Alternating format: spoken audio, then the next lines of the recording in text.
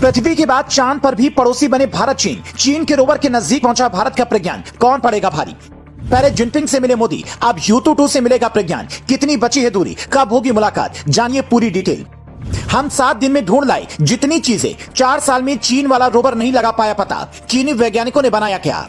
भारत और चीन अच्छे पड़ोसी नहीं हैं, ये बात पृथ्वी को अच्छी तरह पता है। लेकिन क्या चांद पर भी ये रिश्ता ऐसे ही रहने वाला है, क्योंकि चीन के रोवर U22 से भारत के रोवर प्रज्ञान की मुलाकात होने वाली है। दोनों के बीच की दूरी उतनी है जितना आप दिल्ली से लद्दाख बॉर्डर जाएंगे और लद्दाख से वापस दिल्ली आएंगे, यानी दिल्ली लद्दाख की दोगुनी दूरी पर दोनों देशों के रोवर खड़े हैं। एक के पास भारत का तिरंगा है, दूसरे के पास चीन का झंडा है। तो सवाल है कि दोनों अगर मिलेंगे तो क्या होगा। अगर टक्कर हुई तो क्या चीन वाला मिशन क्रैश कर जाएगा, क्या चांद पर भी भारत चीन की लड़ाई होगी। तो इसका जवाब समझने के लिए आपको चीन के मिशन और फिर दोनों रोवर की स्पीड समझनी होगी।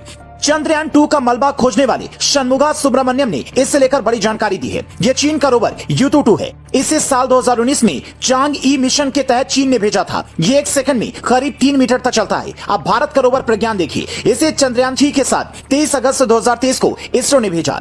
ये 1 सेकंड में करीब 10 सेंटीमीटर चलता है। इसका मतलब यह हुआ कि अगर प्रज्ञान 7 दिनों तक चांद पर लगातार भी चलेगा तो 108 मीटर चल पाएगा, यानी 1 किलोमीटर। जबकि चीन वाला U22 अगर अपनी स्पीड से 7 दिन तक लगातार चला तो करीब 31 किलोमीटर की दूरी तय कर पाएगा। दोनों के बीच की दूरी करीब 1891 किलोमीटर है, यानी ये चांद पर मिल नहीं पाएंगे। पर यह जरूर रहेगा कि दोनों एक दूसरे के पड़ोसी बने रहेंगे। आप शायद ये जानकर हैरान हो जाएंगे कि जैसे भारत चांद को मामा कहता है, ठीक उसके उलट चीन ने चांद को देवी माना जाता है। चीन के लोग ये मानते हैं कि चांद देवी के पास से खरगोश भी है जिसका नाम U2 था। इसीलिए चीन ने जब चांद के दक्षिणी सतह पर अपना मिशन भेजा तो इसका नाम U22 रखा। अब साल 2026 में चीन अपना नया मिशन चांद पर भेजने वाला है। पर सवाल है कि जो चांद अरबों डॉलर खर्च करके मिशन भेज रहा है वो कोई जानकारी जुटा पाता है, या फिर जैसे हिंदुस्तान चीन के सामान पर भरोसा नहीं कर पाता, चांद पर भी वही हाल होता है। तो इसका जवाब समझने के लिए आप U22 का ही उदाहरण लीजिए। हमारा विज्ञान 7 दिनों में जितनी चीजें ढूंढ लाया उतनी चीजें 4 साल में चीन का U22 नहीं ढूंढ पाया।